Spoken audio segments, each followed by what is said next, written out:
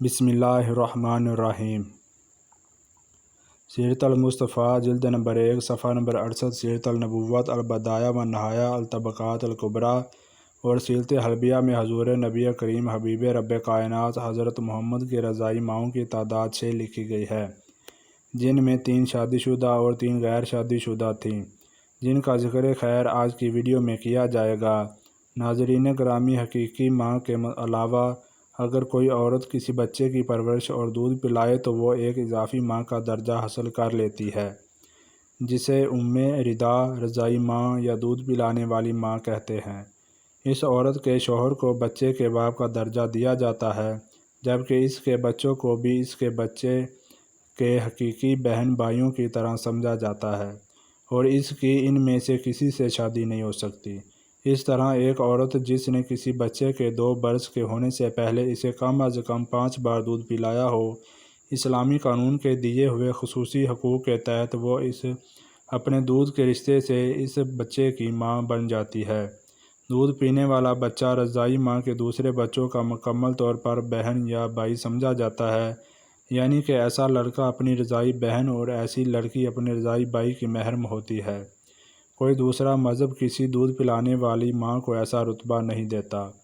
حضور کے رضائی بھائیوں کی تعداد 5 جبکہ رضائی بہنوں کی تعداد 2 بتائی گئی تھی۔ ناظرین گرامی، حضور نے کتنے دن تک اپنی والدہ ماجدہ کا دودھ پیا؟ اس بارے میں 3 مختلف روایات ہیں۔ پہلی روایت تو یہ ہے کہ 7 روز تک والدہ ماجدہ نے دودھ پلایا۔ دوسری روایات کے مطابق 4 روز تک آپ کی والدہ ماجدہ نے آپ کو دودھ پلایا۔ حلبیہ میں ہے کہ آپ کو آپ کی والدہ ماجدہ نے 9 دنوں تک دودھ پلایا۔ حضور اکرم کو والدہ کے بعد جس عورت نے سب سے پہلے دودھ پلایا وہ حضرت صوبیہ اسلمیہ تھیں، یعنی حضرت صوبیہ حضور اکرم کی سب سے پہلی رضائی ماں تھیں۔ اس کو امام بخاری نے 5101 میں روایت کیا ہے کہ والدہ ماجدہ کے بعد حضرت حلیمہ سعدیہ کے پاس جانے سے پہلے آپ کو آپ کے چچا ابو لہب کی باندی حضرت صوبیہ نے دودھ پلایا۔ جس وقت آپ نے دودھ پیا اس وقت وہ آزاد ہو چکی تھیں، کیونکہ ابو لہب کو بھتیجے کی ولادت کی خبر حضرت صوبیہ نے جس وقت دی تھی اسی وقت ابو لہب نے ان کو آزاد کر دیا تھا۔ اس کا صلہ ابو لہب کو بھی ملا کہ اسے جہنم کی دہکتی ہوئی آگ میں سے تھوڑا سا پانی نصیب ہو گیا۔ روایت میں ہے کہ جب ابو لہب مر گیا تو کسی گھر والے نے اس کو خواب میں برے حال میں دیکھا تو پوچھا کہ تیرے ساتھ کیا معاملہ کیا گیا؟ اس نے جواب دیا کہ جب سے تم سے جدا ہوا ہوں سخت عذاب میں مبتلا ہوں، البتہ صوبیہ کے آزاد کرنے کی وجہ سے تھوڑا سا پانی مل جاتا ہے۔ حضرت صوبیہ نے آپ کے علاوہ اپنے بیٹے مسروح، حضور کے چچا حضرت حمزہ بن عبد المطلب اور عبداللہ بن عبداللہ سعد مخزومی کو بھی دودھ پلایا۔ اس طرح حضرت صوبیہ نے حضور نبی کریم کے یہ 3 رضائی بھائی تھے۔ حضرت کے اسلام قبول کرنے کے بارے میں مختلف روایات ملتی ہیں۔ اس سلسلے میں سیرت نگاروں اور مفسرین میں اختلاف ہے۔ ابو نعیم اصفہانی نے حلتیہ الاولیاء میں لکھا ہے کہ میرے علم کے مطابق متقدمین میں سے کسی نے ان کے اسلام لانے کا ذکر نہیں کیا۔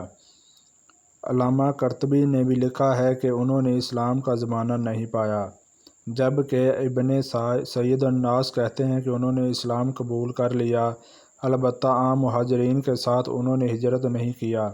اور علامہ علاء الدین مغلطائی نے مستقل ایک رسالہ لکھ کر ان کے اسلام کو ثابت کیا ہے، جس میں انہوں نے یہ بھی لکھا ہے کہ ابن حبان نے ایک حدیث کو صحیح قرار دیا ہے جس سے ان کا مسلمان ہونا ثابت ہوتا ہے۔ اور بعض حضرات نے ذکر کیا ہے کہ نبی اکرم صلی اللہ علیہ وآلہ وسلم کو جس خاتون نے بھی دودھ پلایا وہ مشرف با اسلام ہوئیں۔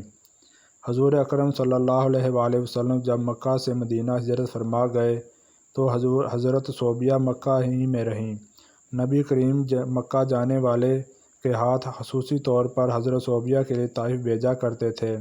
غزوہ خیبر کے بعد 7 ہجری میں حضور کو اپنی پہلی رضائی والدہ حضرت صوبیہ کے انتقال کی خبر ملی تو آپ غم زدہ ہو گئے۔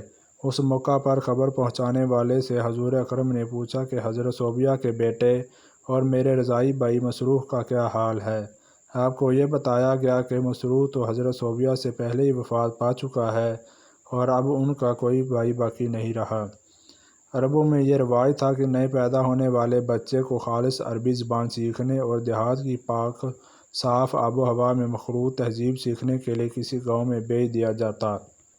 شرفا عرب میں جاری اس دستور کے مطابق بنو سعد کی عورتیں شیرخوار بچوں کو مکہ آ کر تلاش کرتیں اور مخصوص اجرت اور معاوضہ حاصل کرنے کی غرض سے انہیں لے جاتیں۔ جس سال نبی اکرم صلی اللہ علیہ وآلہ وسلم کی ولادت باسعادت ہوئی تو حسب رواج بنو سعد کی خواتین مکہ آئیں، جن میں حضرت حلیمہ سعدیہ بھی شامل تھیں۔ تمام خواتین نے آپ کے گھر کی خستہ حالی اور آپ کی یتیمی کو دیکھ کر انکار کر دیا تو حضرت حلیمہ سعدیہ نے اللہ سے برکت کی امید لگا کر اس یتیم کو لے لیا، جو در حقیقت یتیم نہیں بلکہ در یتیم تھے۔ اس مولود کے مبارک ہونے کا احساس حضرت حلیمہ اور ان کے شوہر کو اسی وقت سے ہونا شروع ہو گیا جس وقت انہوں نے ان کو گود لیا۔ چنانچہ اگلے دن ہی ان کے شوہر نے اپنے احساسات کا ان الفاظ میں اظہار کیا: اے حلیمہ، خوب جان لو، بے شک تم نے ایک بہت ہی مبارک اور بابرکت بچہ کو گود لیا ہے۔ یوں حضرت حلیمہ حضور اکرم کی دوسری رضاعی ماں بنی۔ حضرت حلیمہ بنو حوازن کی شاخ بنو سعد سے تعلق رکھتی تھیں اور آپ کے شوہر حارث بھی اسی قبیلے کے تھے۔ حضور کے علاوہ حضرت حلیمہ نے اپنے بیٹے عبداللہ، اپنی دو بیٹیوں انیسہ اور حذیفہ جسے شیمہ بھی کہا جاتا ہے، اور ابو سفیان بن الحارث بن عبد المطلب کو بھی دودھ پلایا۔ حضرت حلیمہ سعدیہ نے آپ کو 2 سال تک دودھ پلایا۔ مدت رضاعت مکمل ہونے پر دودھ چھڑا کر حسب معاہدہ آپ کو مکہ لے کر گئیں تو آپ کی تمنا تھی کہ اس مبارک مولود کو کچھ دنوں مزید رکھنے کی سعادت مل جائے۔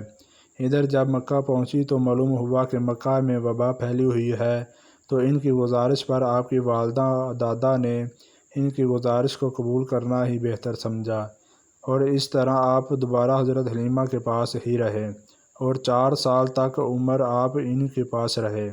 4 سال کی عمر میں وہ آپ کو آپ کے والدہ ماجدہ حضرت آمنہ کے پاس لے کر گئیں۔ غزوہ حنین پر ایک دفعہ جرانہ مقام پر حضور اکرم و صحابہ کی محفل میں کہ اچانک ایک خاتون آئیں، جن کے لیے نبی پاک خود کھڑے ہو گئے اور اپنی چادر مبارک زمین پر بچھا کر اپنی جگہ بٹھا دیا۔ صحابی رسول حضرت ابو الطفیل کہتے ہیں کہ میں نے پوچھا کہ یہ کون ہیں؟ تو صحابہ نے جواب دیا کہ یہ رسول اللہ صلی اللہ علیہ وآلہ وسلم کی رضاعی ماں حضرت حلیمہ سعدیہ ہیں۔ حضرت حلیمہ کی وفات مدینہ میں ہوئی اور جنت البقیع میں آپ کو دفن کیا گیا۔ حضور صلی اللہ علیہ وآلہ وسلم کی تیسری رضاعی ماں حضرت ام فروہ تھیں۔ سیرت نگاروں نے لکھا ہے کہ آپ صلی اللہ علیہ وآلہ وسلم کو بنو سلیم کی 3 کنواری لڑکیوں نے بھی دودھ پلایا۔ انہوں نے اپنا سینہ جوں ہی نبی اکرم صلی اللہ علیہ وآلہ وسلم کے منہ سے لگایا، دودھ جاری ہو گیا، جسے آپ صلی اللہ علیہ وآلہ وسلم نے پیا، اور اتفاق یہ کہ ان تینوں کا نام عاتقہ تھا۔ اس لیے رسول اللہ کبھی کبھار فرمایا کرتے تھے: میں بنو سلیم کی عواتق کا بیٹا ہوں۔ بے شک یہ بھی حضور اکرم صلی اللہ علیہ وآلہ وسلم کے بچپن کے معجزوں میں سے ایک عظیم معجزہ ہے۔